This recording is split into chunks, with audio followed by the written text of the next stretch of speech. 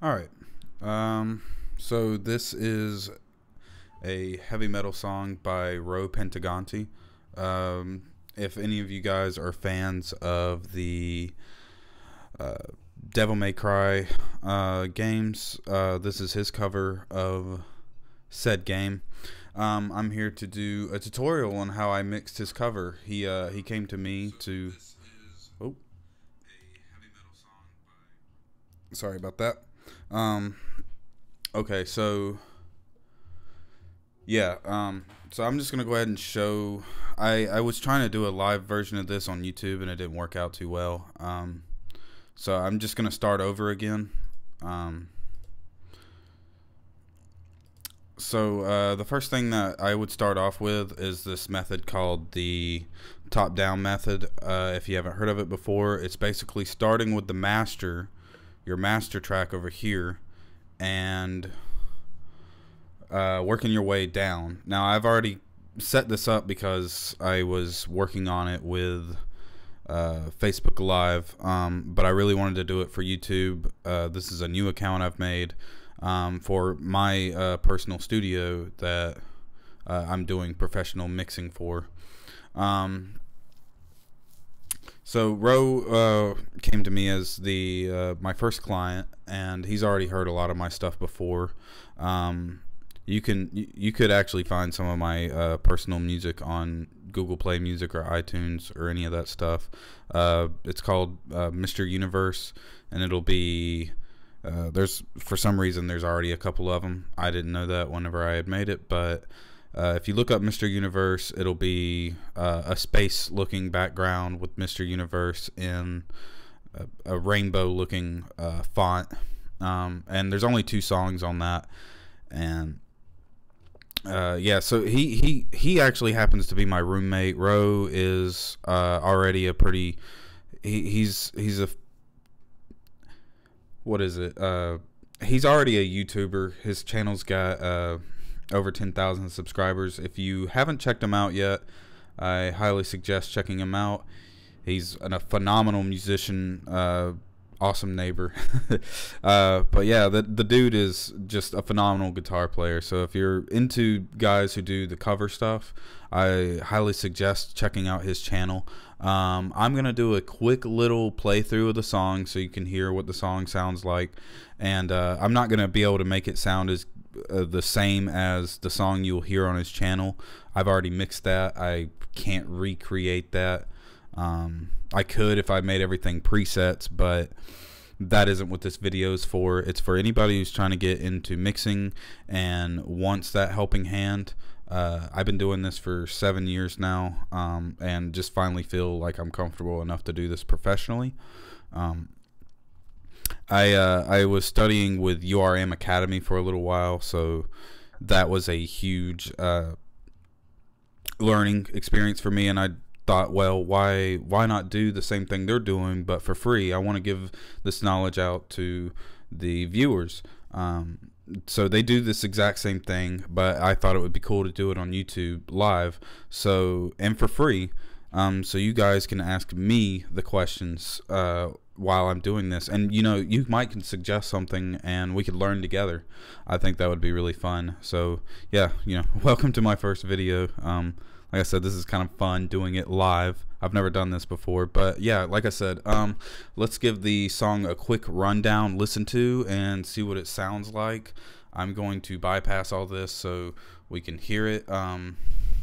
One little quick thing I want to touch up on before I play this. Come on, why is it? There we go. Okay, one little quick thing I want to touch up on before I play this song. There's a thing here I do first before I even go to the before I go to the master. It's called gain staging. When I got this song sent to me, you see how this fader is all the way at 0? Well, all these faders are at 0, and before I even start mixing, I want to bring everything way down so it's not clipping here in the master. Digital clipping is the worst thing you could possibly hear, and that is just a big no-no. I highly suggest gain staging. Like I said, bring all your faders down just to the point where it's not clipping in the stereo master, and then start working your way down that master. But yeah, enough talking. I'm sure you guys want to hear this song and see what it sounds like, and then I can go into more detail afterwards. So yeah, I will be quiet and let this song play. For the viewers that are watching, please let me know if you can hear it. I want to make sure, you know, everyone can hear everything.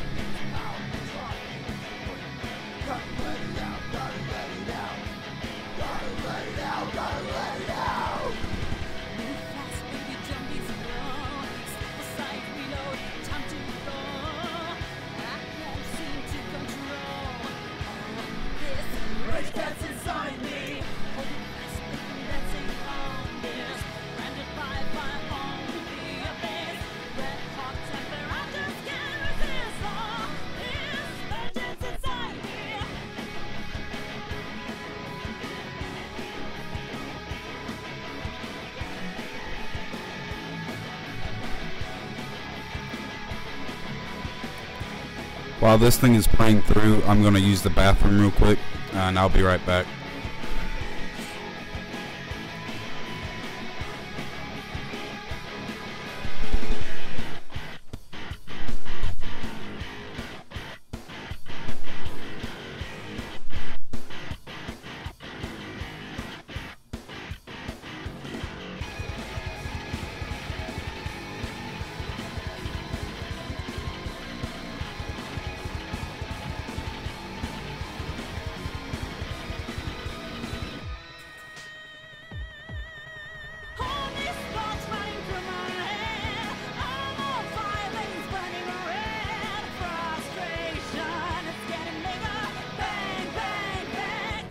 Devil trigger.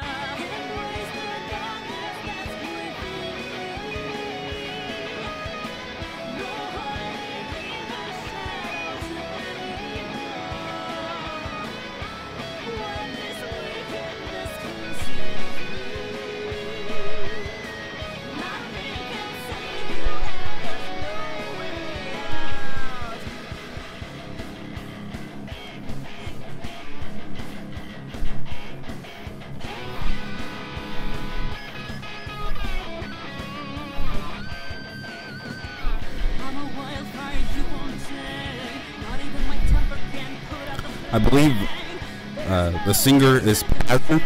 She also has a YouTube channel. Incredible freaking singer. Just phenomenal. This song was a big joy to play or mix with her in this.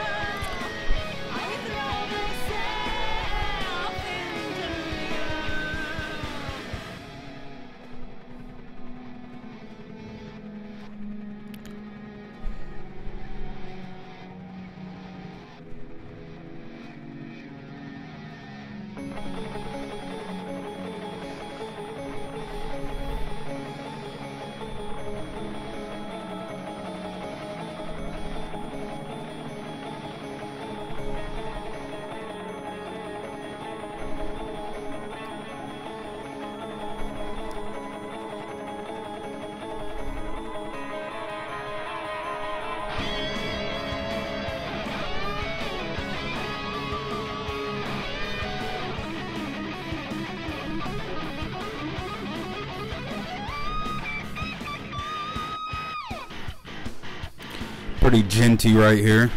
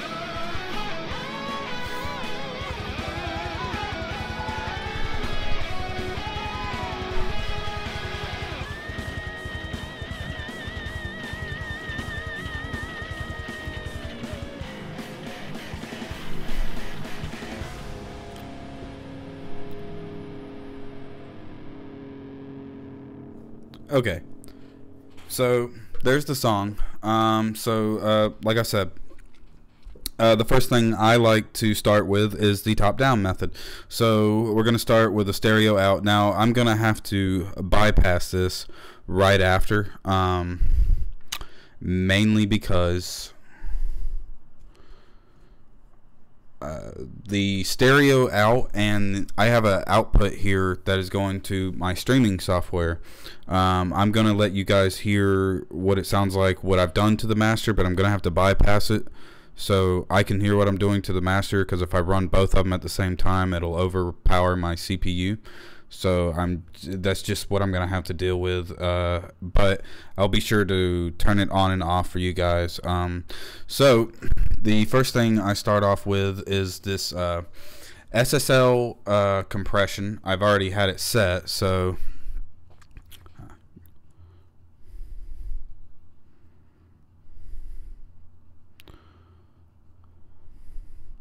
I've already had it set. So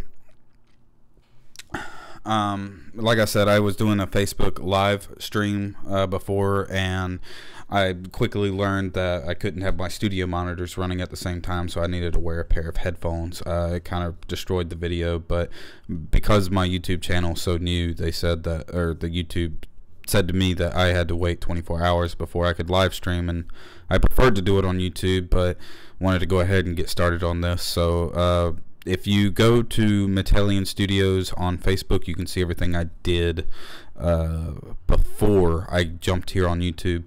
But these are the settings I had. I'm gonna not unbypass it and let you hear. This looks like a pretty active part of the song, and I'm gonna bypass it and then unbypass it so you can hear just what a little bit of this does. The SSL G compression, or this is a master bus, basically.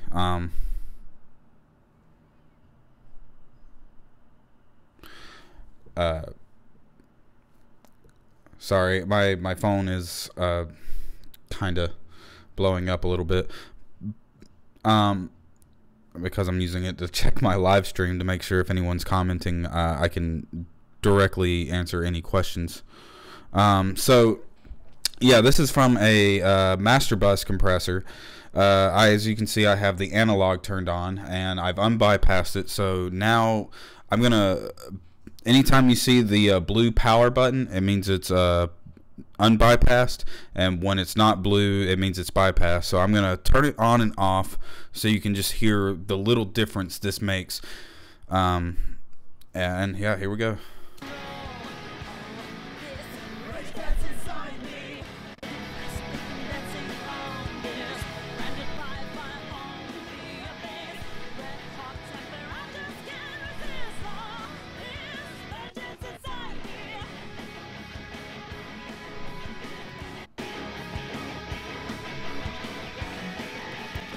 Okay, cool. Now we've done that. Up next is this VBC rack. The SSL compressor is made by Waves Audio, by the way, in case anyone was wondering. Up next is my VBC rack, which is made by Slate Audio. Okay, so as you can see, I've already got a lot of these settings already set.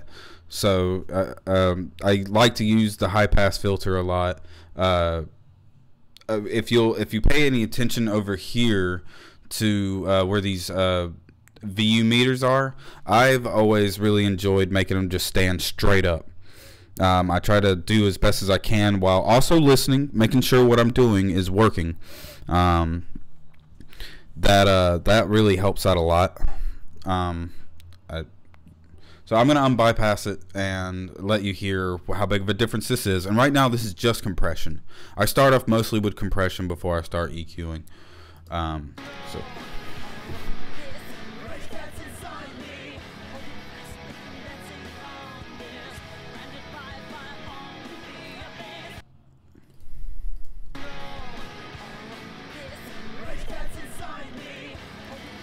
Okay, so as you can see, everything's starting to actually sound a little warmer and a little clearer, which is awesome. That's what we want. What I learned from the URM Academy is if it sounds good, it is good. So always keep that in mind. Very powerful piece of information, I was told. So don't second guess yourself. If it sounds good, it is good. Okay, up next we have this, and I'm not going to use this right away. This is just a FabFilter Pro EQ2. This is a extremely powerful EQ. I love it, especially on mastering, but I don't usually mess with it until I get everything starting to sound really good. So we will come back to that later as we get this song sounding good. There's no point in me turning it on because it's not doing anything right now. Up next we have the virtual mix rack, which this is made by Slate Audio again. The FG compressor is basically an emulation of the de-stressor, if you know what that is, by Imperial Labs. Slate's audio stuff is just phenomenal. I love it. It's great. As you can see, I have the ratio here to 2:1. It was a preset I used on the original song. It's called Full Mix Glue, and it does exactly what it says. It glues the mix. I don't know how to describe it any better than that, and it's freaking awesome. So yeah, check this out.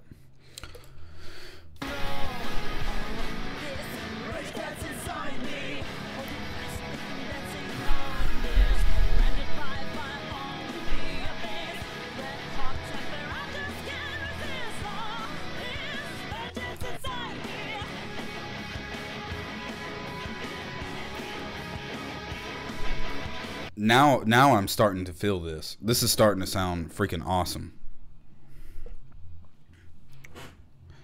Give me 1 second, guys.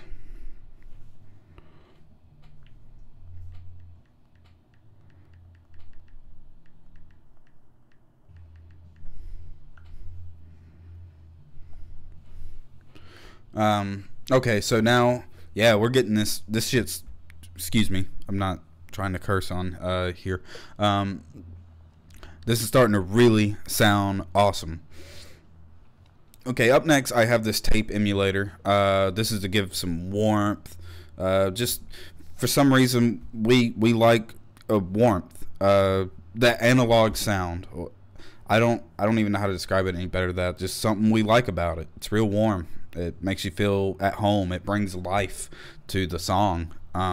That's all I can say about it. You probably won't really notice it there, but if it's something I took out, you probably would notice.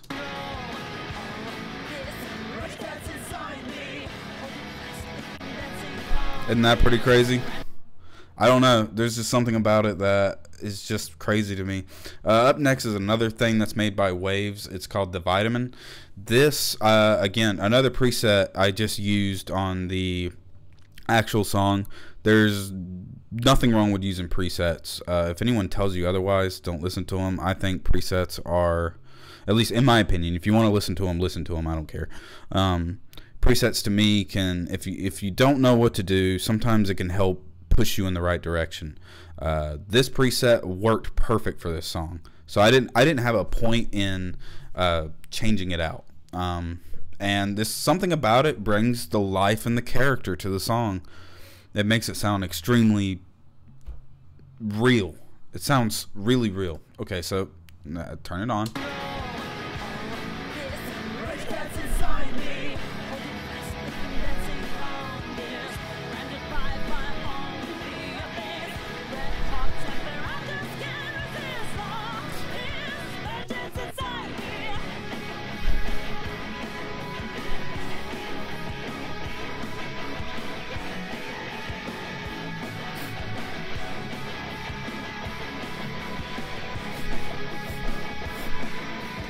Sorry, this song gets me really excited. It's a pretty powerful song. Okay, so up next is the FGX. It's a mastering plugin made by Slate. I use a lot of Slate's stuff, if you haven't noticed.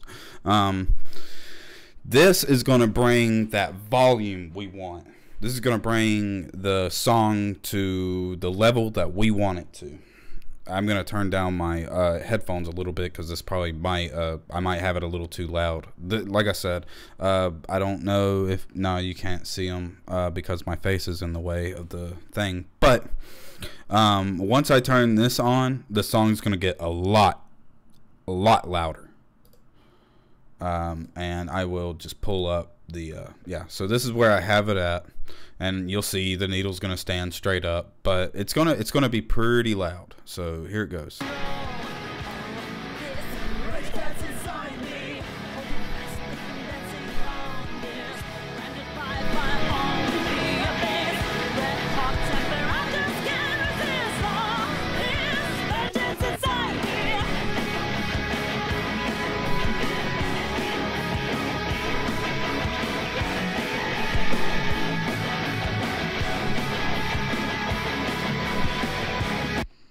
Okay, so like I said, I'm gonna have to mute the portion of the master that you're hearing, so I can hear what I'm doing, but I will come back around to it and let you guys hear how the mix is sounding with it all turned back on. I just, unfortunately, running my video capturing software on a Mac, it just doesn't work the same way as it does on Windows.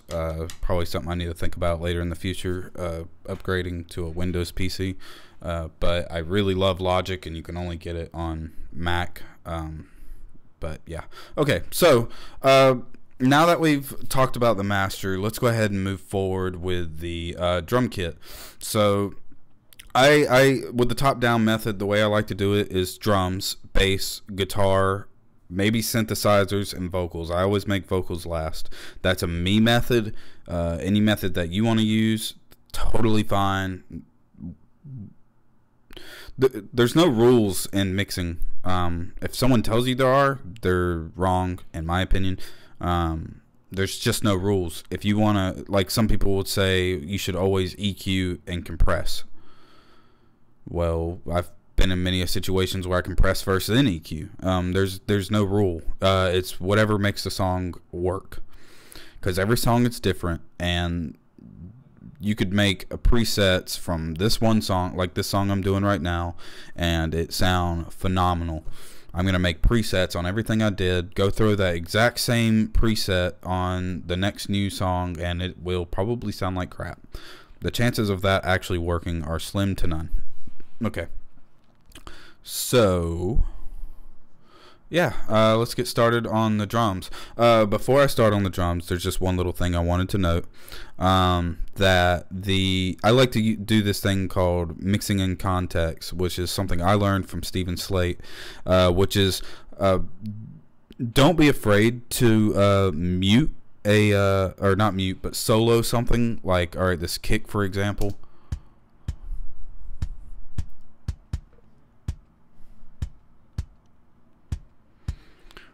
Okay, so I could do some EQing to that. Sometimes it is important to take your time and solo something and listen to what you've done. But I really like the method of EQing in context, or even compressing, or just mixing in context, which is where everything's playing all at once and you're EQing and compressing inside of what everything's playing at the same time, simultaneously. The reason I like this is because it just helps me carve out what the song is going to sound like at the end. I can hear what is making the song sound bad and improve what is making the song sound good. So yeah, here we go. So starting off with the kick. My favorite plugin in the world, the Virtual Mix Rack, made by Steven Slate. Who would have guessed? Okay, so I like to start off with the SSL channel because it's the best channel. I'm just kidding. I really like how this sounds on the kick. There's just something about it. If you know what an SSL is, if you don't, it's a super popular mixing console that Chris Lord-Alge uses on just about everything, ranging between Green Day and Dr. What is it? Dr. Dre, I think that's what he's called. Anyhow, yeah, so I'm gonna go ahead and show you. A lot of your ugly, disgusting frequencies are usually going to be hiding around the high mid frequencies to the low mid frequencies. The important thing to note, though, just because you find something disgusting doesn't always mean you got to take it away. Sometimes you could ruin something by taking it away. Sometimes you'll find something you really like in the low mid frequency or high mid frequency, and that's something you want to boost. I do find, though, that I get better results when I'm taking stuff away than boosting stuff. So, but that isn't a rule of thumb or anything. Just take that with a grain of salt. So yeah, let's go ahead and try and see if we can mix this kick and make it sound better than it already is.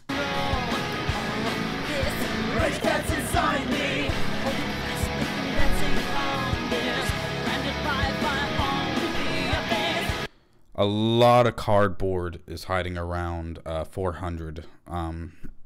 So I always like to start in 400 and see how bad that's starting to sound.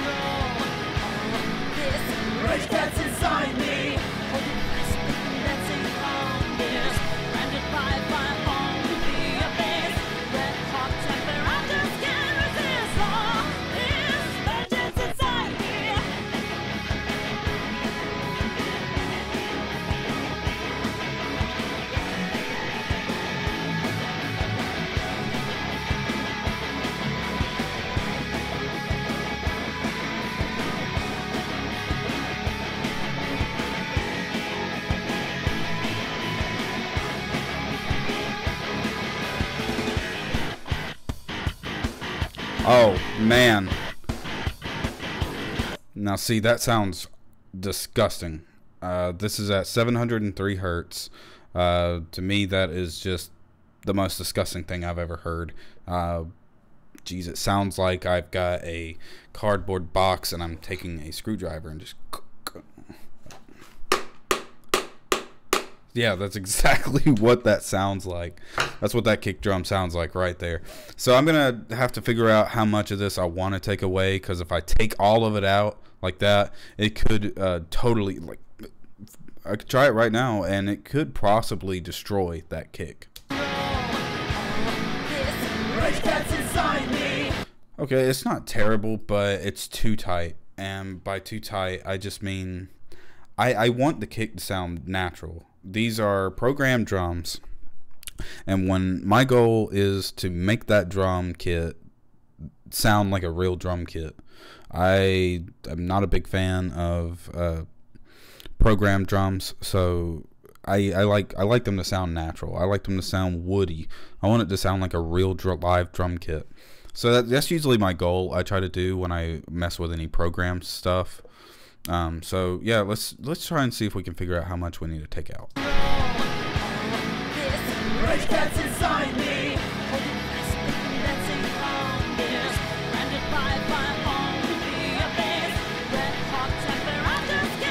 That's pretty good. All right, so I'm hearing some basketball in there. You know, the sound of a basketball hitting a floor gym, and I'm gonna try and see if I can find it.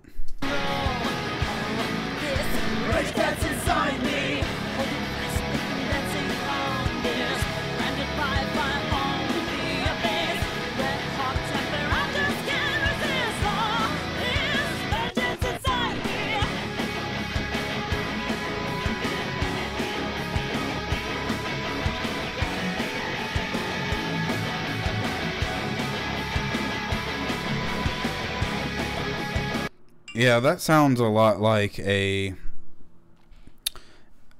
basketball hitting a gym floor. So let's see how much. Like, if you're wondering what this is a EQ curve. This is going, when it's over towards this direction, it's making the curve like that, really wide. When it's over here at the pointy one, though, it makes the EQ like that or like that, and that's going to be like how focused it is, while this is how much of a range you want to take out. So let's just see how, just play around with it, and you usually can find what you don't like and just figure out how much of that you want to take out. Rage that's inside me.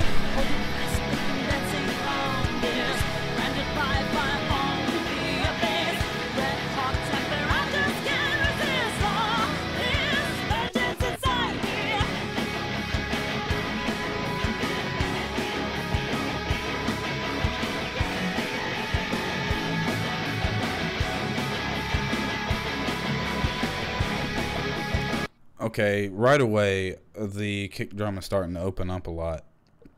Now, because there's a lot of low frequencies going on with this, I like to use this high pass filter, which is and I'm going to take out about maybe 50 hertz. 50 hertz isn't too bad.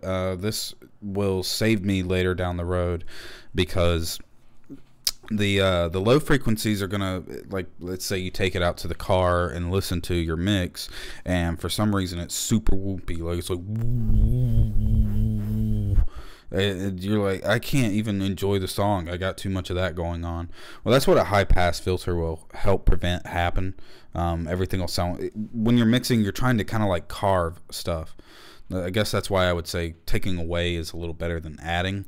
Imagine like you're trying to carve something out of stone. Well, you're not going to throw more stone on there. You're trying to take it away. Like I said, take that with a grain of salt, though. It's not something to always do. Yeah. So I'm going to take this out, and this should give my kick drum a little more control. It's still going to have the bottom end I want, but it's not going to be like, you know. Yeah, a lot more control. So I'm going to want to boost about, some guys like to boost about 80 dB. I personally like boosting 60 dB. That's usually about what I always do.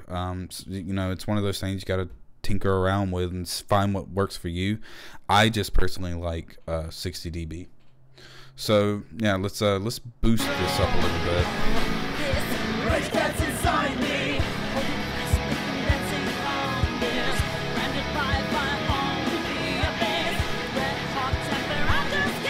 Okay, now I'm gonna attack the high frequencies and see how much power we can give this kick. Now I want to try and be careful, because I could bring back a lot of that basketball sound with this. So use it sparingly. You got to remember, you have vocals and guitars, and those guys take up a lot of the high frequency areas. And if your kick drum is up in those high frequency areas, everything's going to start fighting each other. Yeah, there you go. Wisdom. Right there. All right, so yeah, all right, let's see what we can figure out. Rage that's inside me.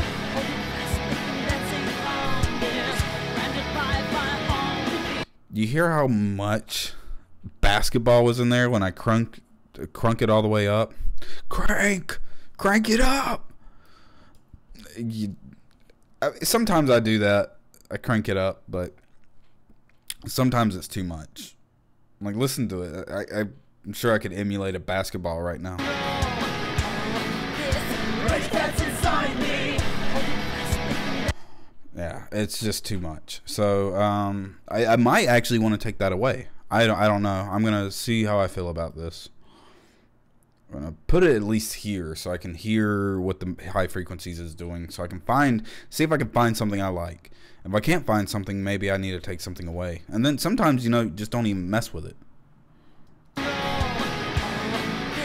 Rage that's inside me.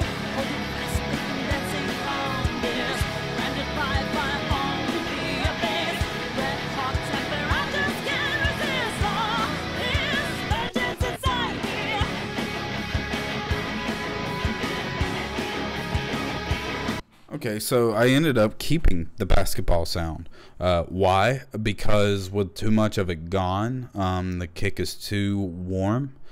But if I added a little touch of it, as you can see, let's see, how much of this did I add?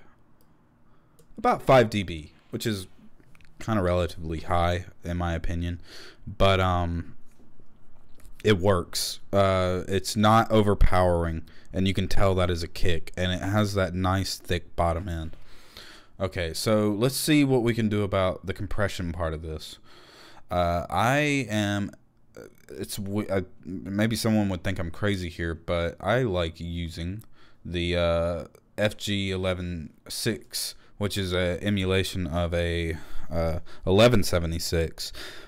Very famous for vocals.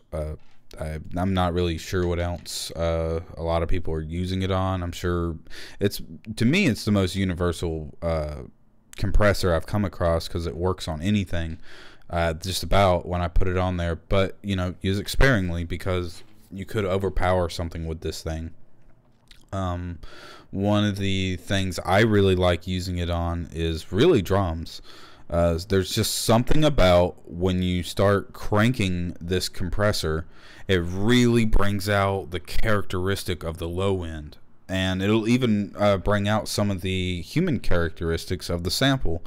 I'll use it on live drums too, but I'm just saying with samples, because even though it's a sample, someone did record it. So I can bring a lot of the human characteristic back with this, and that's a little secret of mine. I don't know if anyone else does that, but that's what I get away with making samples sound like real drums.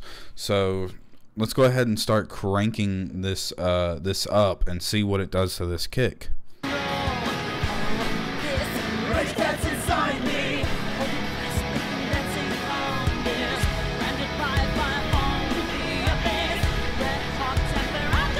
See, I cranked that thing up, and now it sounds like I'm at a Metallica concert.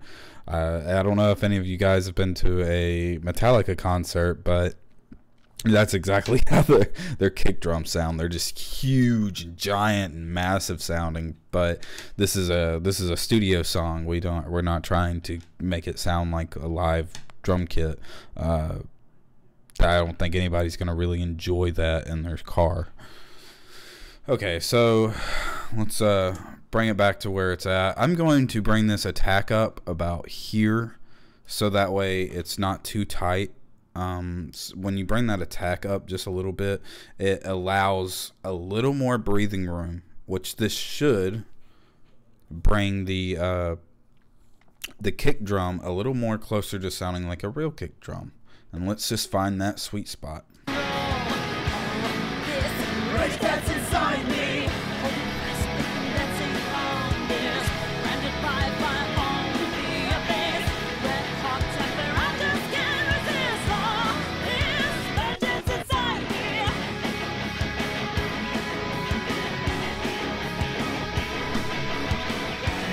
Okay, I'm really liking this. Hold on, I gotta check a message real quick. Sorry, YouTube, but I will not disappoint.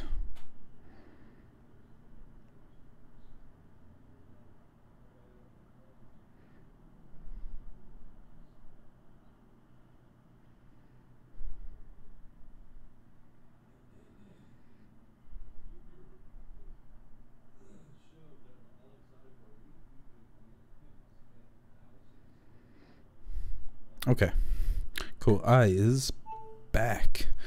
I can see that I only have one viewer right now. If you want to ask any questions, please do. I am right here. This is why I wanted to do this live. If you don't, it's fine. No pressure.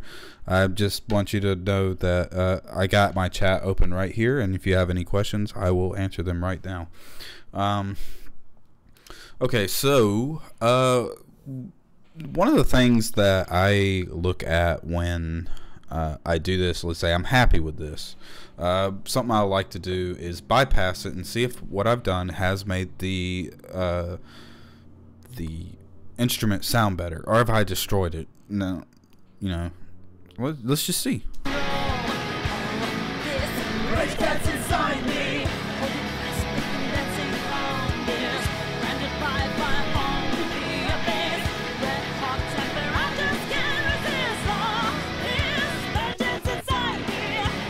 Yeah, I'm definitely loving that. So up next is the snare drum. Let's see what we can do with this bad boy. And guess what I'm using? The virtual mix rack again. The reason I love this is because I have a wide selection of everything I need right here at the.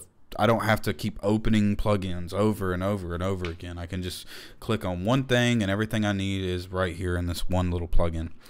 So again, I'm going straight back to the SSL. Don't worry, we'll use other EQs too. This is just something I really like. Again, what did I say earlier? A lot of boxy nastiness hangs out at 400, so let's just try 400. Alright, that's close enough. Let's see what happens when I boost it. Rage Cat's inside me. Sounds like garbage. Sounds like trash. Sounds disgusting. Why does it sound like that? Why? How could who could possibly call that a snare? So yeah, let's fix this. Rage Cat's inside me.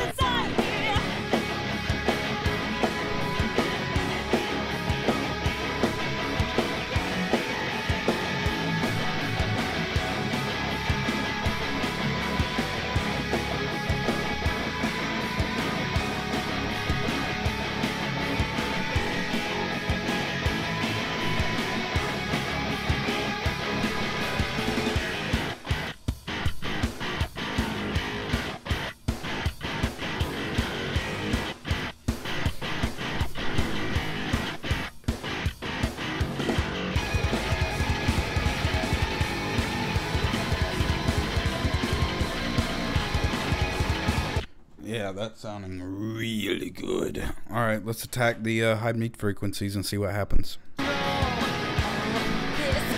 Cat's inside me.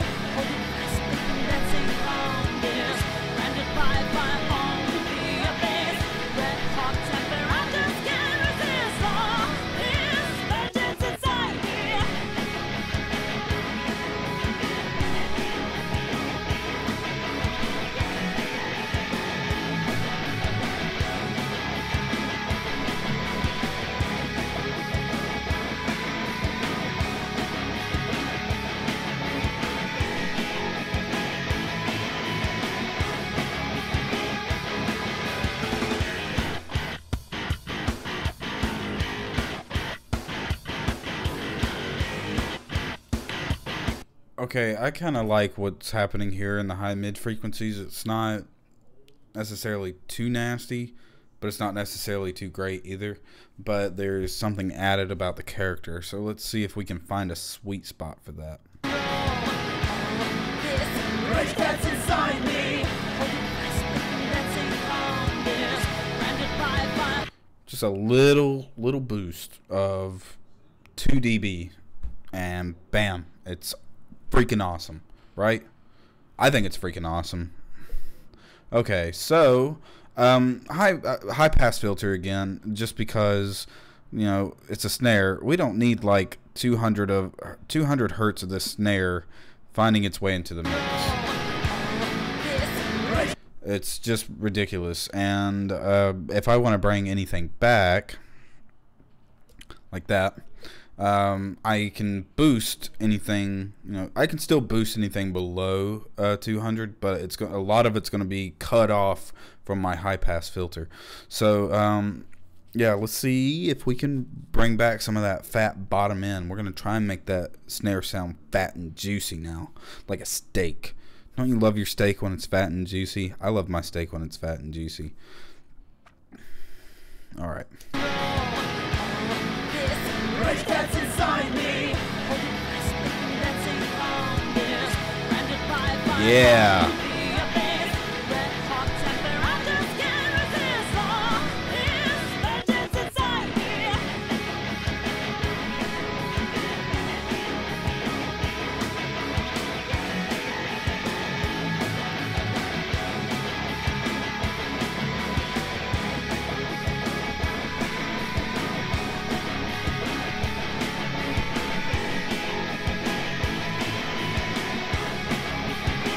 Okay, yeah, I'm really enjoying what I'm hearing from 10K, so I might just leave it there. I like to at least start from the bottom and very slowly bring it up so I can see where that sweet spot is. Rage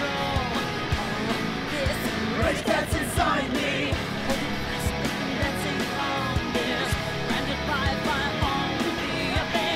Alright, so 3dB. 3dB is perfect. And here I am again. You know what? Actually, there's a little trick I like to use. This, where is it? The New Yorker. We don't know how we feel about the New Yorker. Sometimes he can be rude. We all know New Yorkers can be rude sometimes. But this one's rude in a good way. And you'll see what I mean. So I like to use this little preset here. It's called Snare Magic. Well, it's definitely snare magic. So I'm gonna put it to this preset because it's exactly what it says. Snare magic. I'm gonna go ahead and bypass it before you can hear it, and then I'll turn it on midway, and you'll see what I mean about that snare magic. Rage cats inside me.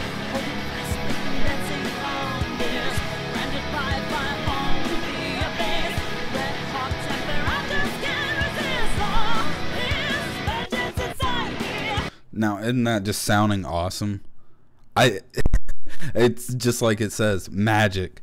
It sounds, I don't even know how to describe it. It's just, you're happy with it. It doesn't sound like garbage. You don't feel like you're going to have to spend about 2 weeks trying to fix this snare. You know, when I first started mixing, I felt like that meme, if you've ever seen it, where the guy is sitting there as a skeleton on a mixing board, and it's like, been trying to fix this snare for weeks. This plugin right here eliminated a lot of that. So up next, what I like to do is go ahead and start compressing it some. And my favorite compressor again, and I like it where it's at. I will bring this attack up a little bit to give it some a little more volume, a little more with the attack there. It makes it a lot more beefier, which is what I like. And the thing I like about this, like I said, I like the 1176 on drums because this is going to bring some of that woody character back. And it's a sample, but when I'm using this, it makes it sound like a real snare being hit. So watch and be amazed. Rage cats inside me.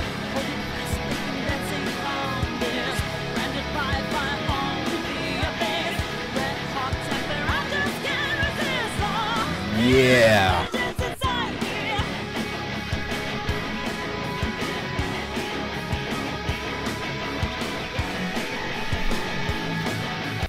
Now that doesn't sound like a cat screaming in a box anymore. So I'm going to run over here real quick and bypass my master so I can let you guys hear what's going on in the master now.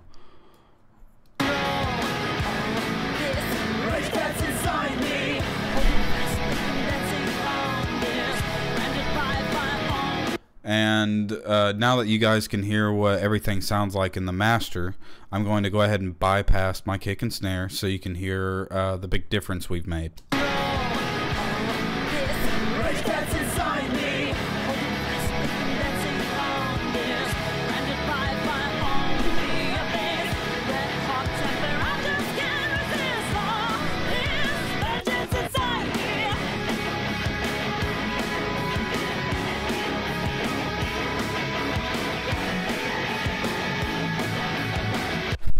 Yeah, I can't wait to get around to Pat Smith's vocals because that's going to be where it's really fun. In that segment, you'll be able to learn how I do reverb.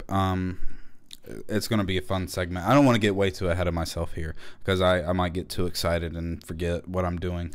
Okay, so like I said, I got to keep this section bypassed because my CPU can't handle 2 masters because no one can serve 2 masters.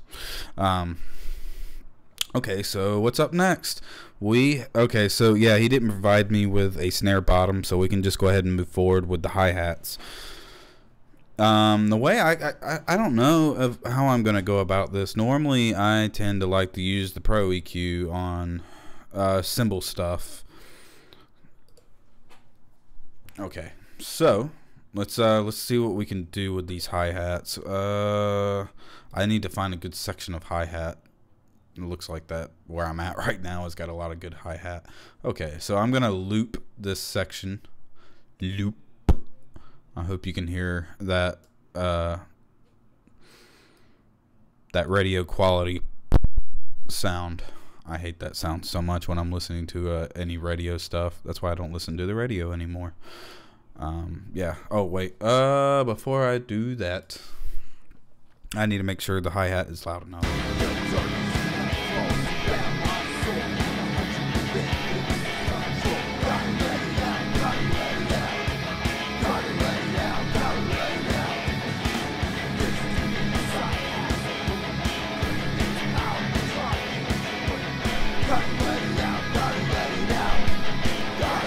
Okay, one thing I like to do sometimes is go ahead and start panning. Now, when you think of a drum kit in person, where's the hi-hat? Well, it's right. So you got your cymbals, you got your toms, and you got your snare. Well, the hi-hat's right beside the snare. So it's really important to remember that this is supposed to sound like a real drummer, all that fancy stuff. Well, you want it to sound like the drum kit is actually sitting around the listener. That's kind of the whole point of trying to make a commercial style production. It's about the listener. You want it to sound as good as possible, even though chances are your listener is going to be listening to a pair of stock pods that come with their iPhone.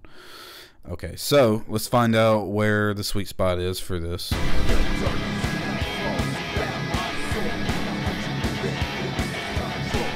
Actually, before I pan it, I completely forgot. My bad. I want to go ahead and EQ it before I start panning it, because all I'm going to get is one ear, and I want to pan in mono, or not, EQ in mono. That is a very important thing to me. So, now, something I do with cymbals, actually, I don't know if he gave me bleed in this. Let's find out. Oh, yeah. No, there's no bleed here. Okay, so let's get into the EQing. Normally, like, I'd put a really big high pass on here to help take all the bleed out from all the drums. But because these are samples, fortunately, Rose sent them to me as a... just like that, which I know a lot of those softwares will allow you to not worry about that, but you can add bleed in some of those softwares. So fortunately he didn't do that to me. I'm gonna go ahead and start off at 100, because obviously there shouldn't be any cymbals coming through 100.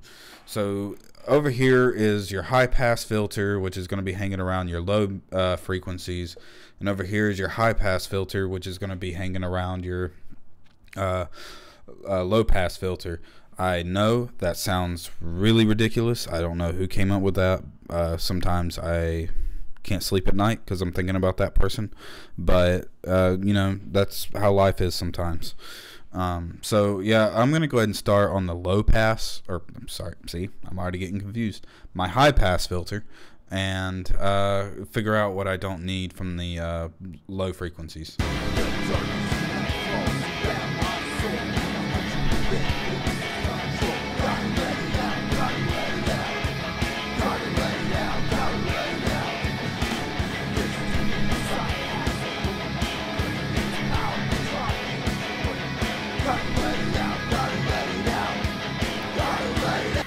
That works. Like I said, you don't need all that stuff over here. You're carving out space for a song. Remember, you're trying to carve out space for all the instruments, and they need to sit somewhere, because if they're not, everything's going to be fighting each other, and your mix is going to sound like a fork in a garbage disposal. And if you don't want it to sound like that, a wise person once told me, just high pass everything. High pass everything, no matter what it is. And if that's even just a little bit, like taking out 10 hertz, okay. Big deal. You want a high pass. It really helps create a lot of control. Okay, so let's see how much of the high frequencies we need to take out of this.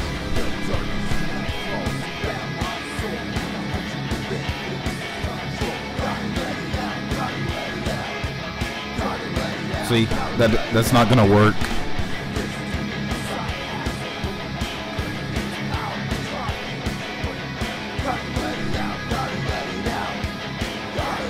Alright, that's sounding really good. So now, here's a thing I like to call fishing. We're going to go fishing. We're going to go find anything that sounds good and anything that sounds bad, and we're going to boost and take away. So just in this segment, I would rather you guys just watch what I do. This isn't going to be so much of a talking part. And pay attention to what frequencies I'm looking for, because this is one of those things you've got to listen for yourself. I can't teach this necessarily. I can show you what I'm doing, but that is all I can do.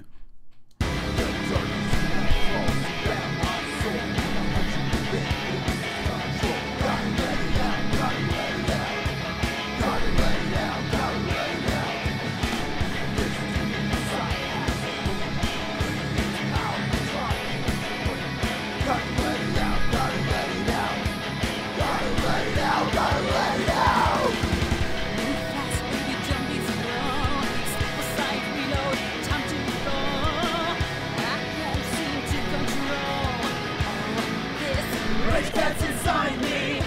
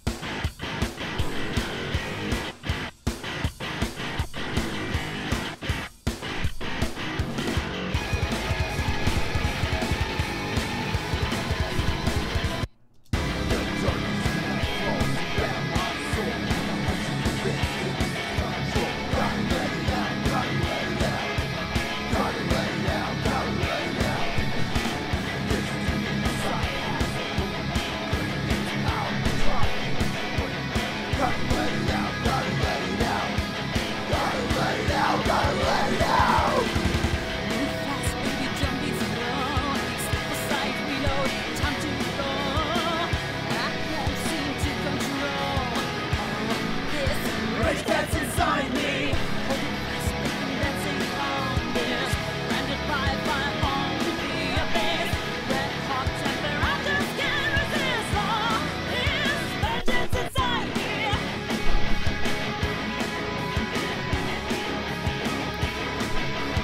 Okay, I'm feeling pretty happy about that. So something I learned from the URM Academy is a method where you would listen, diagnose, fix, and compare.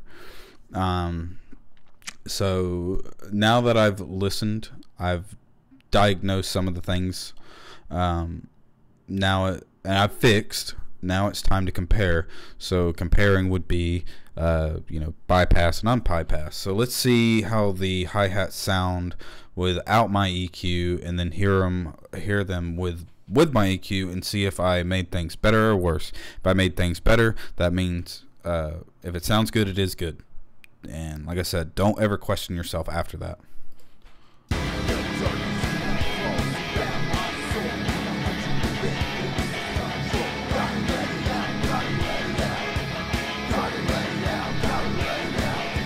Okay, so I feel really happy with that. Let's go ahead and find out where I need to pan it.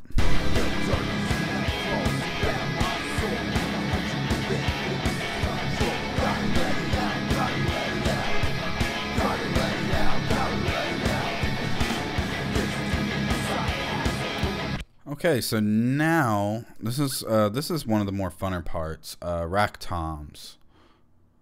Looks like there's a lot of rack tom going on right here. So let's go ahead and loop this section.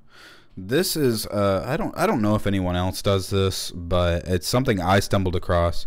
So when I was mixing the song for Ro, I had him come over and said, "Hey, I got a solid foundation. I want to see how you feel about it, and see if you like it."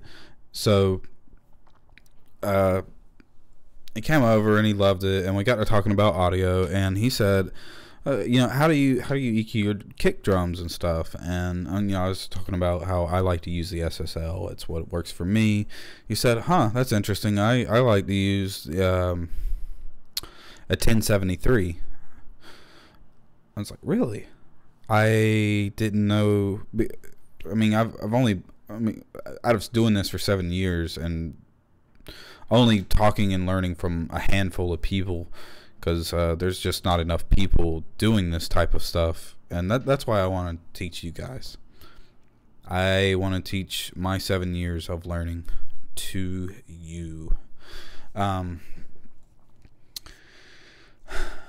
Yeah, so I was just shocked. I was like, I like using a 1073 on mostly acoustic guitars, electric guitars, and vocals.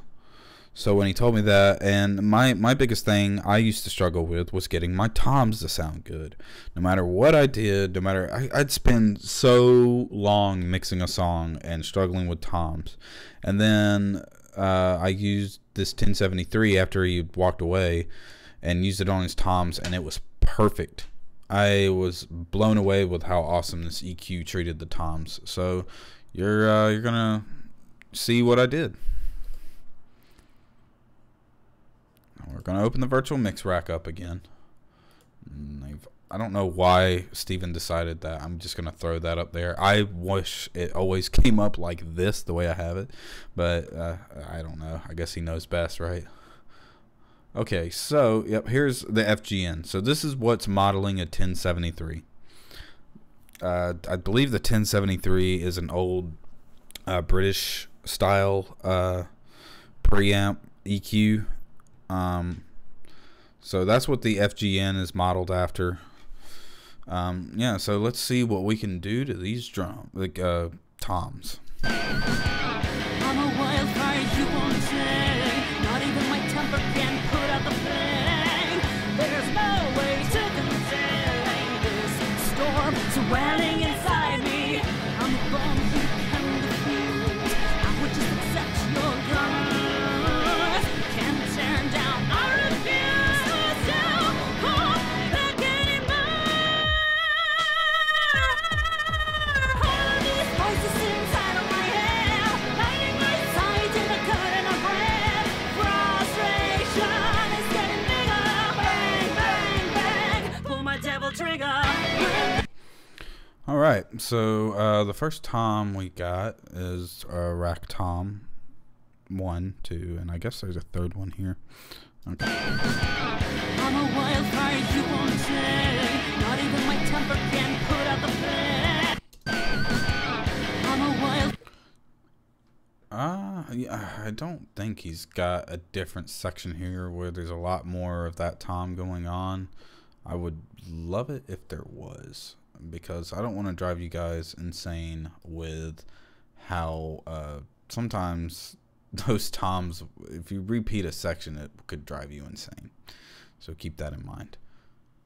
We're just gonna loop this section, and like I said, hopefully it doesn't drive you insane, but this is something you're gonna have to deal with when you're working with clients. You're gonna have to listen to the song over and over and over and over and over again. And it can drive you insane. If you haven't heard of Spectre Sound Studios, I highly suggest this channel. That I love his stuff. He always talks about don't let making records make you crazy, and there's good reason why he says that. I'm a wildfire you won't take. Not even my temper can put out the flame. There's no way to contain this storm swelling inside me. I'm a bomb you can defuse. I would just accept your guns.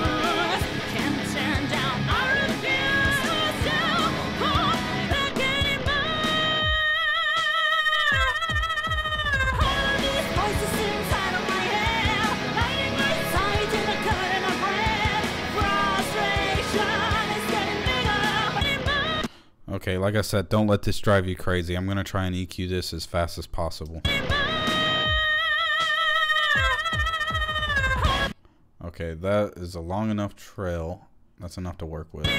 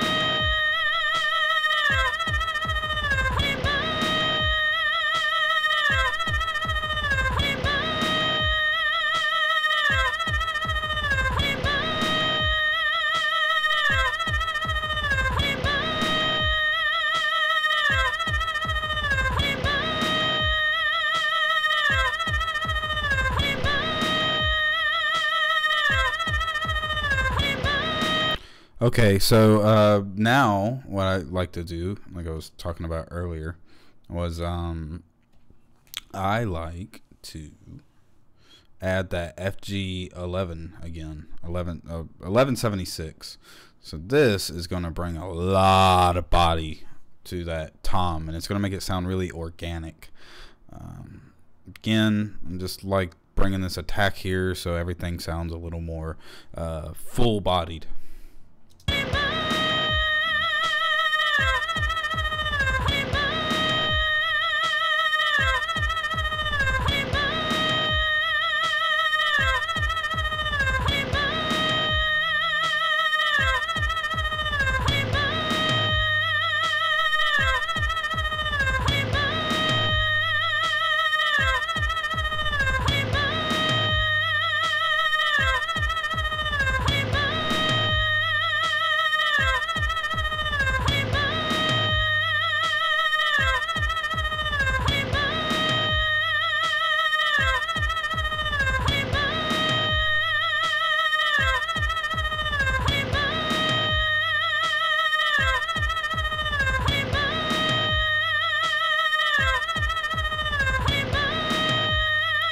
I actually forgot to try and boost some of the low end.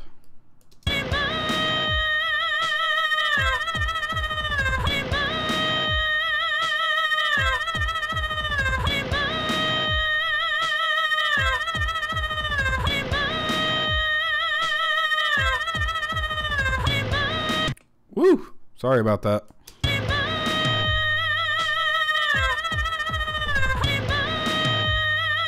Okay.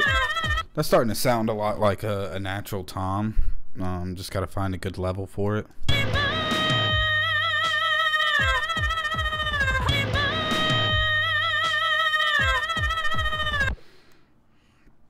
Alright, I'm just going to keep doing this. Oh, you know what? I forgot. I don't know if it really needs it, but I'm going to run back over here to the snare drum one more time. Because there's also a really neat, where is it? There it is, the revival. There's something I really enjoy about throwing this at the end of everything. And you got this thickness and summer. And the thing I like about summer is it's like a brightening piece, and the thickness is obviously to bring down the thickness. So let's see if we can get even that snare a little bit fatter, because I feel like it needs to sound like a juicy steak.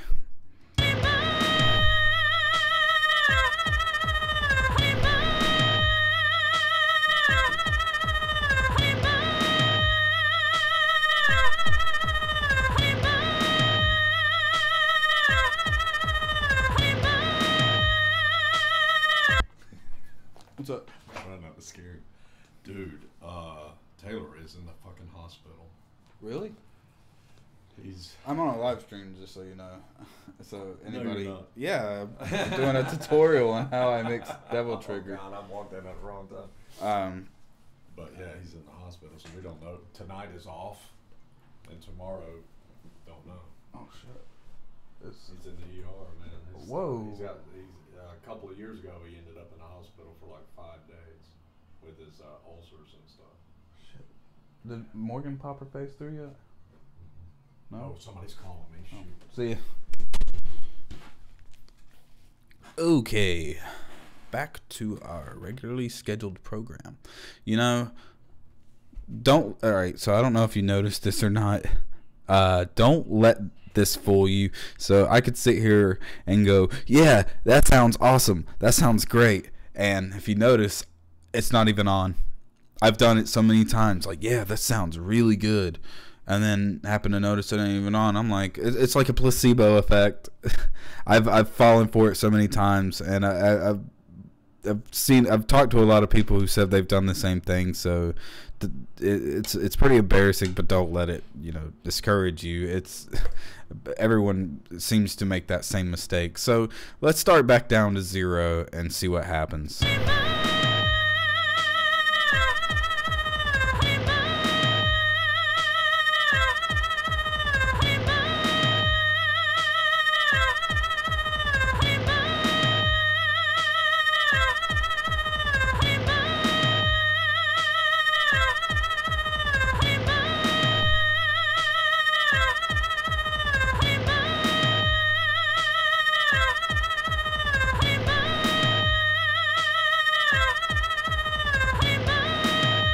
Alright, that sounds pretty good. Sorry to get distracted like that. Okay, so we were on the toms here. Let's see if we can't find where a little more of this one. I don't want you guys to go going crazy on me now. Hang in there. I don't know if you guys have seen Hug Me, I'm Not Scared, or Don't Hug Me, I'm Scared. That stuff is awesome. It's out there, but that's what that little tune is from. Doing healthy. Okay, so this is kind of chopped up in the same segment. So this section has a lot of this kind of going on here. All right, do.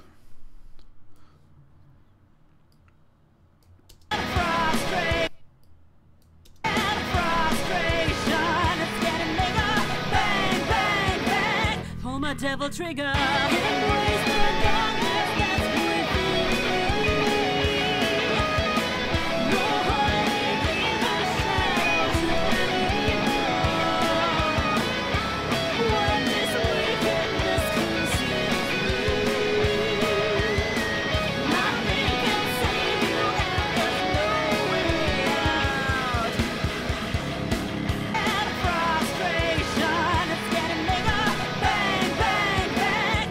Devil trigger.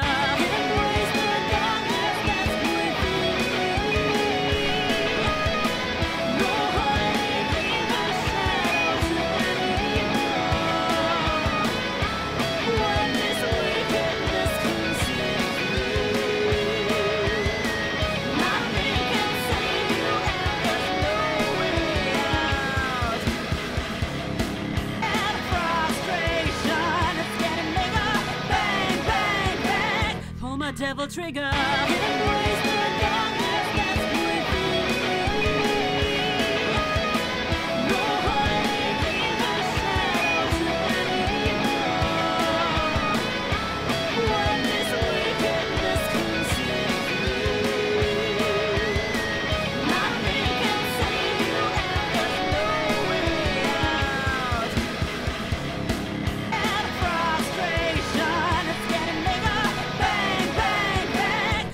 Devil trigger.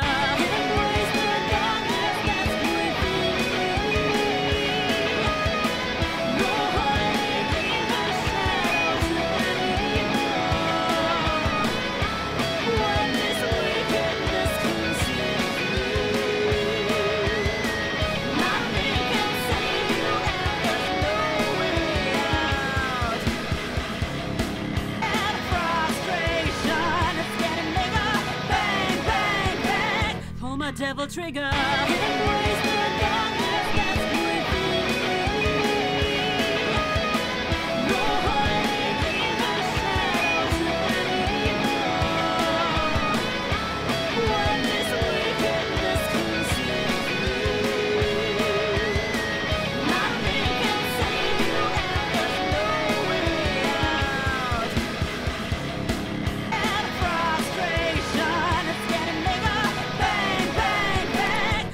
Devil trigger.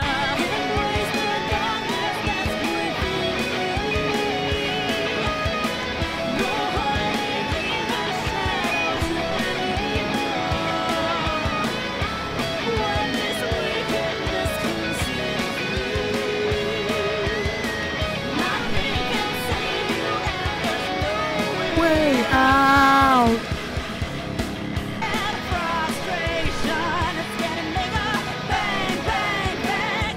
Devil trigger.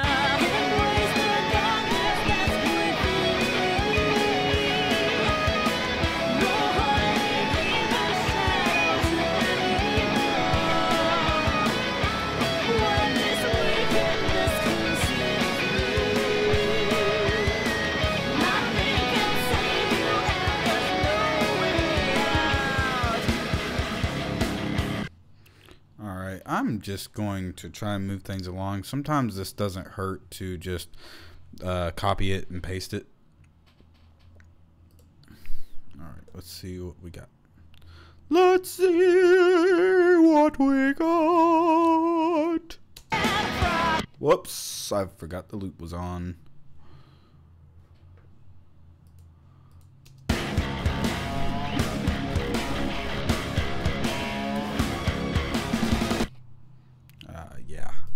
That did not work, and I am very sorry for that. Okay.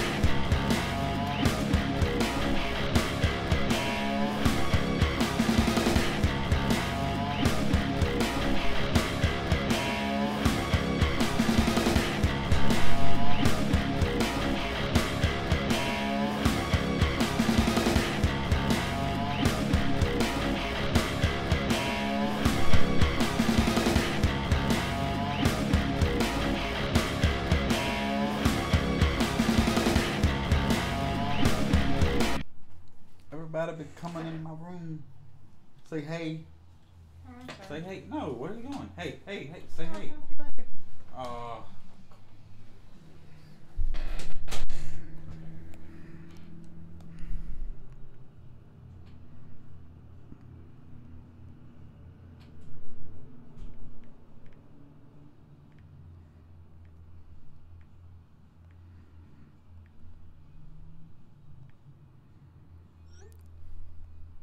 All right.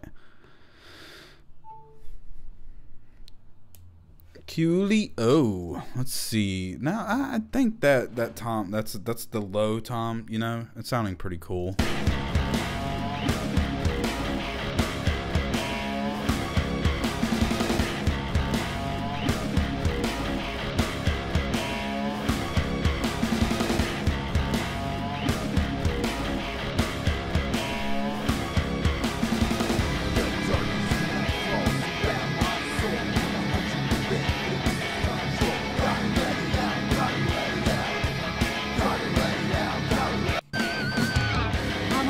Yeah. You hear all that?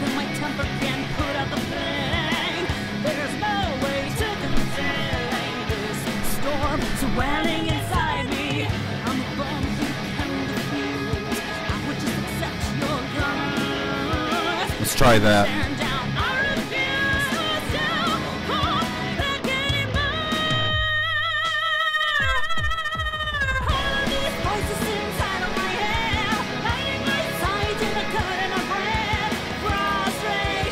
Okay, I don't know if you just caught that. Do you hear? If I'm not mistaken, I remember him saying that he did allow the bleed in the overheads, and you're going to hear a lot of snare, and it's going to affect my snare that I've already EQ'd.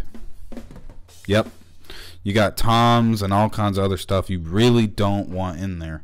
This is actually a good chance because I didn't get this opportunity to try this in the song I mixed for Ro. There's a new plugin that just came out from Slate, and it's a new gate. Let's see what we can do with these overheads, and this one's made specifically for drums. There we go.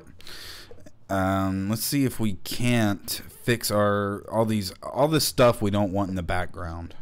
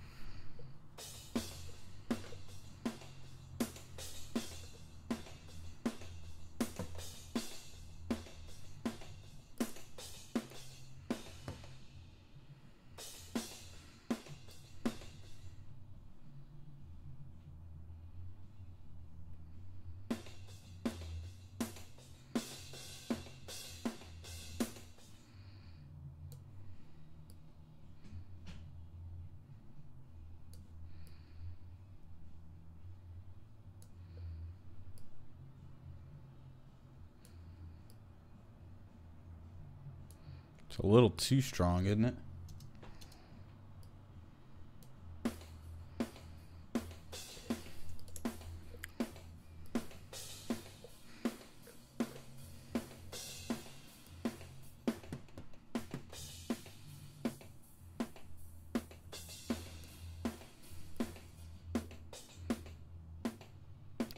Sounds like it's underwater or something.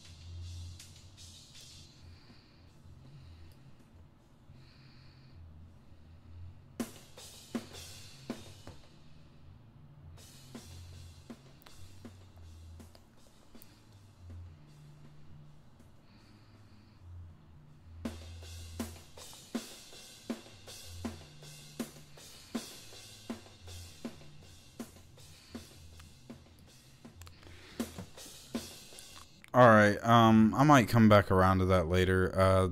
I'm not getting any luck with it, so I'm gonna show you how I take care of the all those annoying frequencies at the bottom. Now I can't get rid of all of it, obviously, but I can at least focus everything around the overheads, and I'll show you how. So I'm gonna put on a high pass filter and bring it up around here.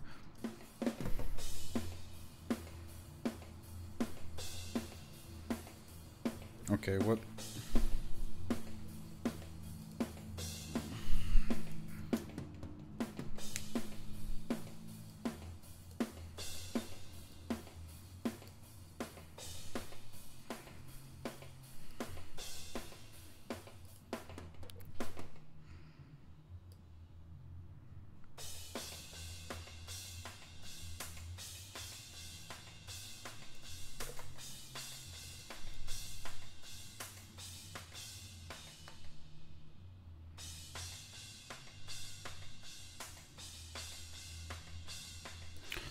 Okay, do you notice how much smoother that is? That sounds like what you would expect from overhead. So now let's just do try and find stuff we don't like and what we do like.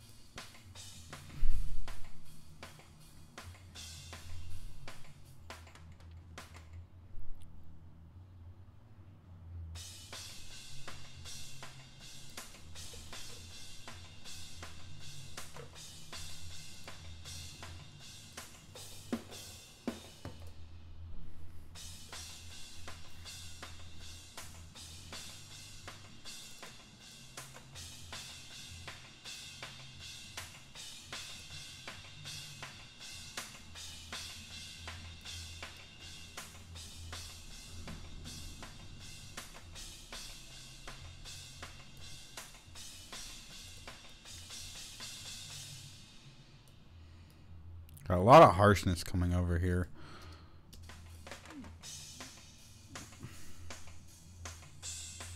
Ooh, yep, there it is. Now, as you can see, this is one of those moments where I'm EQing in solo. Not really, my favorite thing to do, but I bet if I drop this back in the mix, it's going to sound a lot better than it did. So this is before.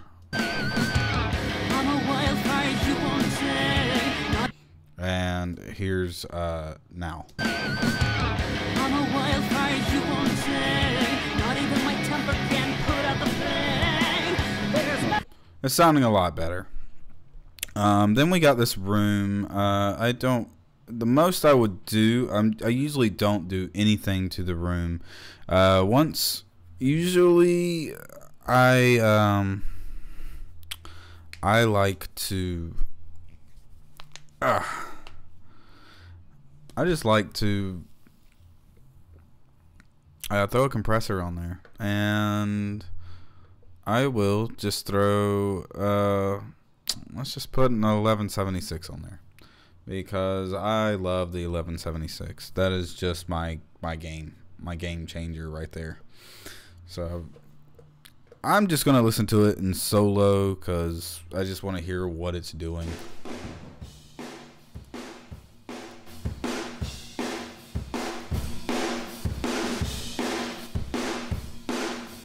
Oh yeah, right. I said I'm not gonna do any EQ. When I was saying earlier, high pass everything. So yeah, let's just get rid of at least 250 maybe. Nope. That works. Because won't be shit. Oh, excuse me. Excuse me.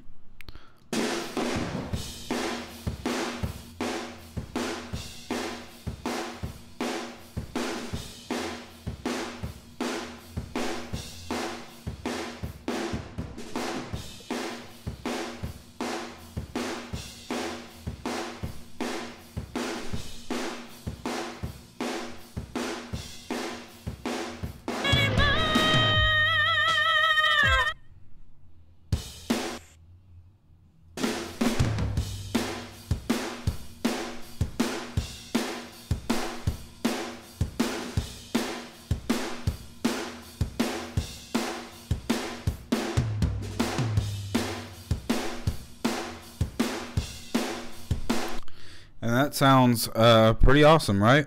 Cool. So I think I'm going to go ahead and end this here because I just wanted to focus on drums this portion. I'm going to have to do this in segments. So up next would be bass and probably guitars, because the bass is just one of those... it's so short, as you can see. There's just one bass part here, so it wouldn't be cool to just do one little episode of the bass. Yeah, before I jump off here, I'm gonna let you guys hear what we've got with the master turned on. And yeah, let's see what you guys think. I'm a wildfire you won't take. Not even my temper can put out the flame. There's no way to contain.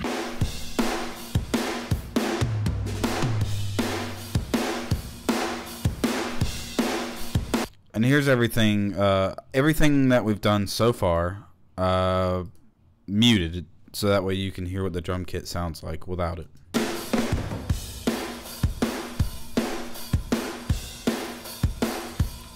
So basically, we went from this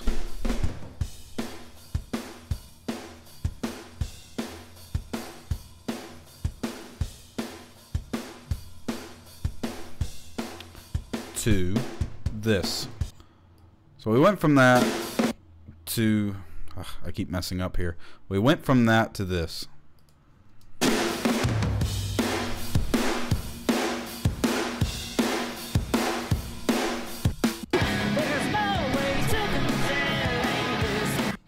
Again, just without the drum kit soloed. So we went from this I'm a wildfire you won't take. Not even my temper can put to this.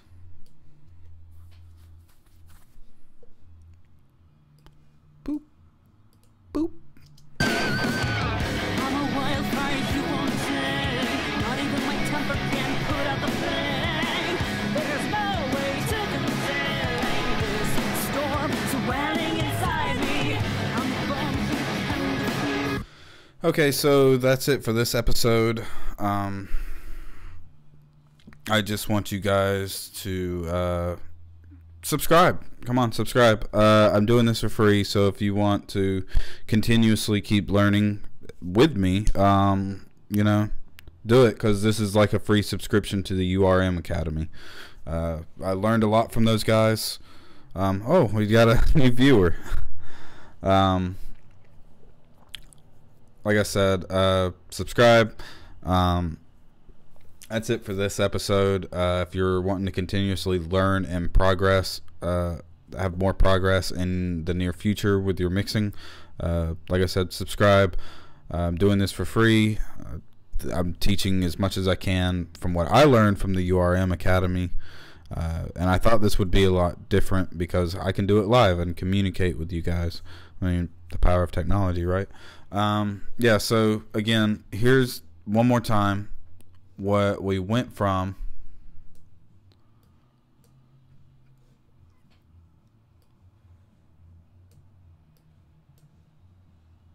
I'm a wildfire you won't take. Not even my temper can put out the flame. There's no way to where we're at now.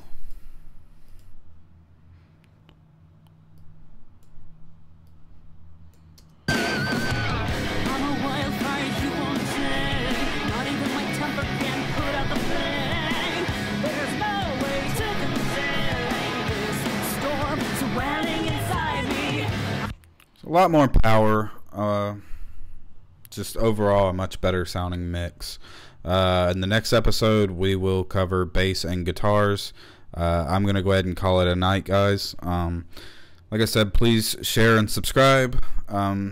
So I know that people are getting good use out of these videos. And give me comments too if you want to know anything about anything. Just give me comments and I'll do my best to answer them. You may get featured in my next episode. Other than that, I'm going to go ahead and stop here. You guys have a great weekend, by the way. Peace. Or as MKBHD says, peace.